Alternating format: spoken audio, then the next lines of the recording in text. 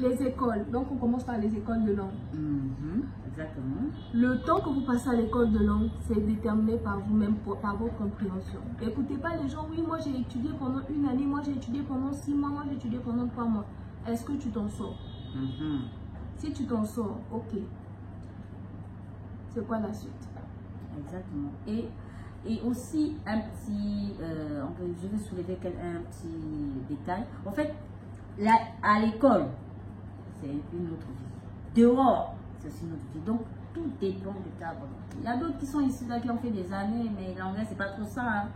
Tu vas entendre ayam, ayam, ayam, ayam. Donc, les écoles de langue, tout dépend de la volonté, la concentration.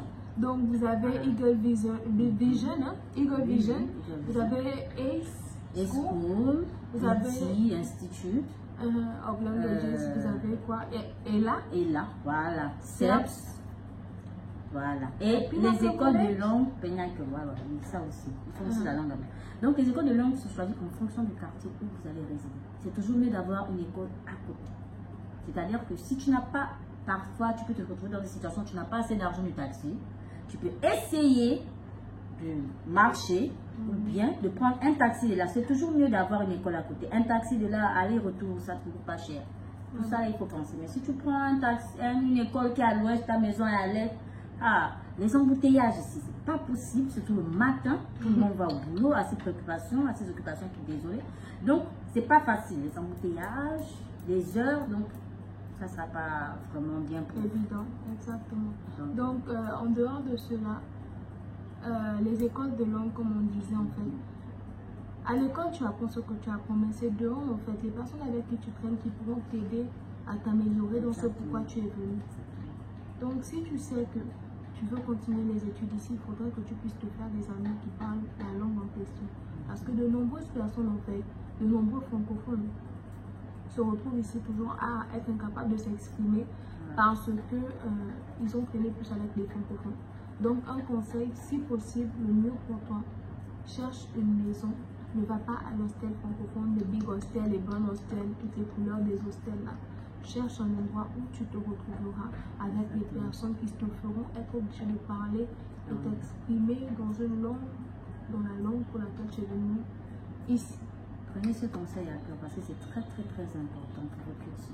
Très important. Et l'école de langue n'a pas en fait de début de rentrée d'année. Au moment où tu viens, tu apprends. Parce que moi, quand je suis venue, ma mère a dit même, oh non, en octobre, tu dois courir. Non, en septembre, tu dois courir la rentrée administrative et tout et tout. Je dis, maman, ok, je suis arrivée et puis je me suis rendu compte que c'est pas ça. Donc, certains parents ne sont pas vraiment pris en voie les enfants parce qu'ils se disent une rentrée. Il n'y a pas de rentrée pour l'école de langue, il n'y a que les rentrées scolaires pour les universités. Les écoles. Voilà. L'école de langue, c'est peu importe quand tu arrives. Même quand tu arrives, tu peux prendre au moins 2 ou 3 jours, le temps de bien connaître comment aller à l'école, où te prendre à manger, et tout ce tralala là. Tu as le temps de prendre tout ça là, de voir tout ça, et puis après d'aller à l'école. Donc, les universités, pour ceux et celles qui aimeraient venir ici pour continuer les universités. Seigneur, les universités. Pour continuer les études, donc on a plusieurs universités ici. Le mieux à faire, c'est de connaître celles qui sont accréditées. Exactement. On va aller dans une école parce que tel parent est là-bas, machin. Vous savez, c'est bien d'avoir un diplôme qui paye. C'est pas un diplôme juste parce que tu vas crier que voilà, tu as été diplômé et puis le plus important. J'ai été au Ghana. Ok. Tu as fait quelle école? L'école n'est pas accréditée. L'école n'est pas accréditée. Donc, vous pouvez aller à Accreditation Board, National Accreditation Board sur Google. Vous pouvez taper ça. Je vais essayer de vous écrire ça quelque part là. Comme ça, vous saurez comment ça s'écrit pour ceux qui ne connaissent pas. On va dire ça National Accreditation Board, comme le tableau en anglais. Je vais vous écrire ça et puis vous pouvez regarder en fait sur Google pour savoir de quoi il s'agit. Vous tapez le nom de l'école. Ne partez pas taper le nom des écoles de langue là-bas. C'est les universités. Voilà. C'est un peu ça. Vous allez connaître un peu le prix et tous les prix changent chaque année. Donc je ne peux pas vous dire combien c'est. Vous allez aller vous-même et voilà. Le mieux c'est de prendre les parents, de vous renseigner ensemble pour qu'ils puissent déjà avoir une idée.